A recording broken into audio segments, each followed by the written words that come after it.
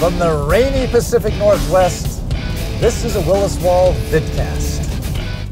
Well, a lot of people have been trying this barefoot thing, and it might be a little difficult for people that are over 40 because you've spent your entire life walking around in shoes, and now all of a sudden you're putting all this stress and demand on your feet to perform in a certain way when it's had help all this time.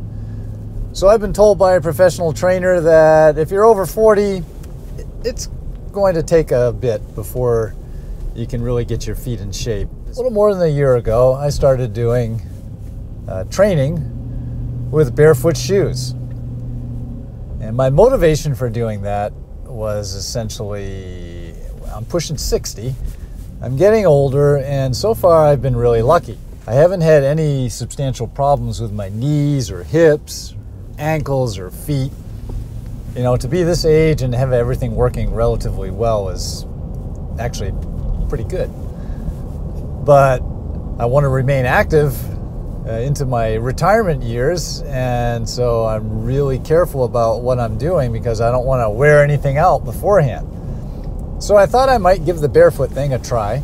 I've always been an overpronating heel striker, and I've worn shoes accordingly. If you take away all that support for overpronation and for heel striking, okay, is this going to work for me?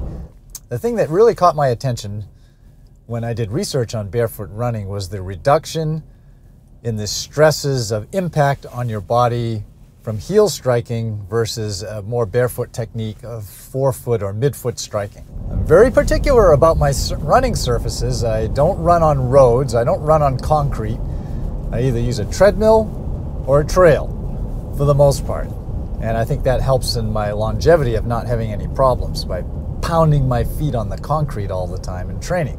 I think my transition to barefoot techniques was really helped by the fact that I do Kendo. Now, for those that aren't familiar with it, Kendo is a martial art where the footwork is such that you're sliding across the floor.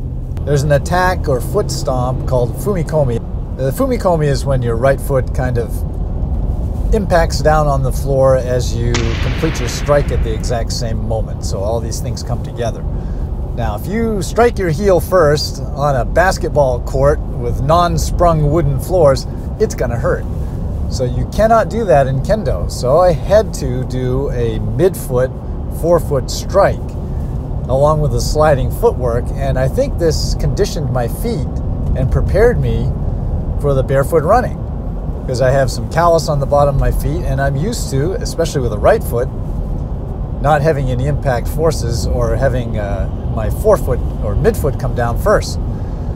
So when I tried out the barefoot running techniques, all I had to do was get myself a little bit more forward and not reach out like you would with a heel strike in front of the body.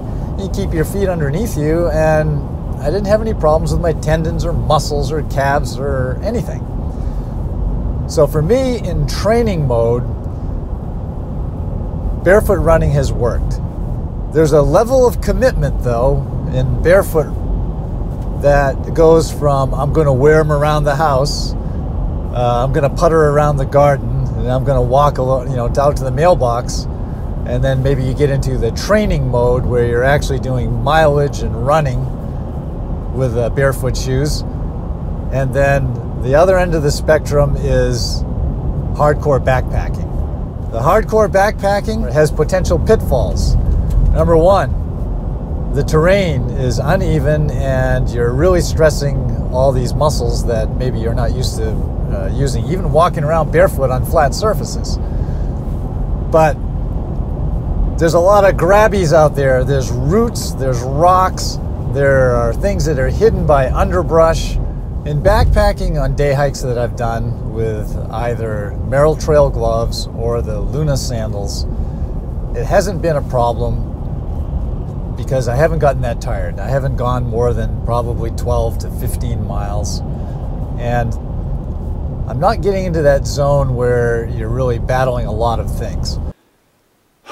Well, I was able to get through the tougher, steeper parts of that climb. The careful placement of your feet to avoid injury on rocks and roots or avoid stubbing your toes is lessened by inattention that may come with fatigue. So if I've been 20 hours on the trail, I'm not going to be as careful or as cognizant of where I place my feet as the first few hours. When you don't have any protection for your feet, all the benefits that you can glean from barefoot backpacking go right out the window as soon as you break a few toes. This could be mitigated by just spending a lot of time hiking in sandals or barefoot shoes. But like a lot of people, I don't have a lot of time to devote to this, and it gets back to the level of commitment. How much time can you or do you want to spend, and how far do you want to take it? Now, I want to talk about Luna Sandals a little bit. It's a local company, and I just love supporting homegrown cottage industries with companies that manufacture here in the U.S., and I especially like the Seattle companies. So I took a little trip to Luna, and they made me a custom pair. I say custom because they drew an outline of my feet and made a pair of sandals for me. Now, I'm liking the Luna idea of going to the sandals because there's more cushion under my feet for rocks and trail than there would be in just a Vibram sole. In my case, my sandals have 10 millimeters of sole. And this provides a bit more cush than even the Merrell trail gloves. The other great thing about wearing sandals is that your feet are constantly ventilated, and blisters and getting rashes, which I've had in the past from overheating feet, that's pretty much a thing of the past because your feet are hanging out and they're dry all the time. I do have some socks that I can wear that I have been wearing for training during the winter months. One of the problems with wearing sandals is snow travel, and I've discovered that as soon as I step on snow and as soon as that comes over the top of that sandal, then my feet, I can feel the snow. I can feel the coldness through. For short periods of time, this isn't a problem. I don't know how my feet are going to fare if I have to spend 30 minutes on a snowfield. The Luna Sandal Company, it's like they're constantly trying to improve their product. I had a little older lacing system where the connect points were a little bit bristly and I was getting some chafing. I went back to the company, and they snipped off the old ones and put on the newer ones, which really don't have that problem, as all part of the customer service. So it was great for me, and I imagine you can do the same thing in a mail order. I did go out on a bike and a backpack recently where I just wore a bike neoprene sock over my sandals for the biking, no problem. And then I wore the sandals kept the sandals on for the hike. Because I did the hike in April of this year in the Northwest, it was a little chilly. It was down maybe around 50 degrees when we started. So I wore a 5-toed sock, and that keeps my feet fairly dry. Great thing about the sock and the sandal combination is, sure, when I put my foot down and they get wet, I feel it immediately. It comes right through the sock. Or if I stick my foot in the snow, you can feel it right away. But within 30 seconds to a minute after I remove my foot from the wetness, then the feeling of wet and cold and uncomfortableness just goes away.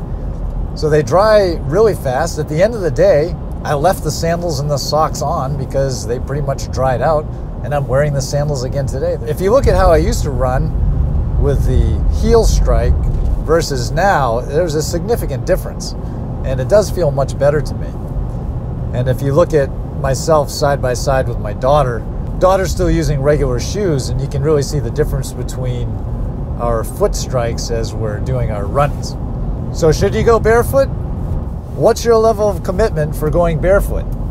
I mean, the ultimate level of commitment is no shoes everywhere you go, no matter the terrain. You'd think that just a sole and an upper would be a lot cheaper than all the technology that goes into creating that perfect supporting cushioned shoe. But no, They charge you $100 anyway, or $120, the same as their regular running shoes, so they don't care if you go barefoot or if you use regular shoes.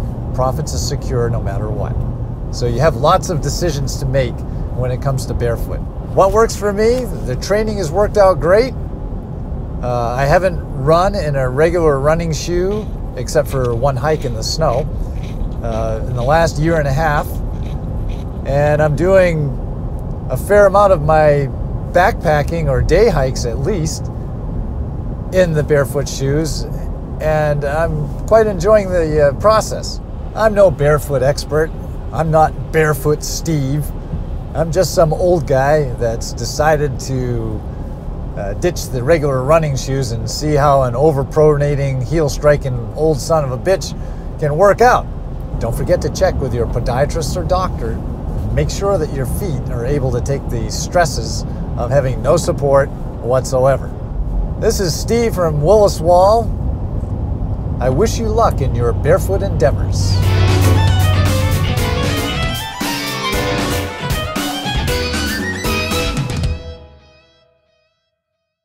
Signing off.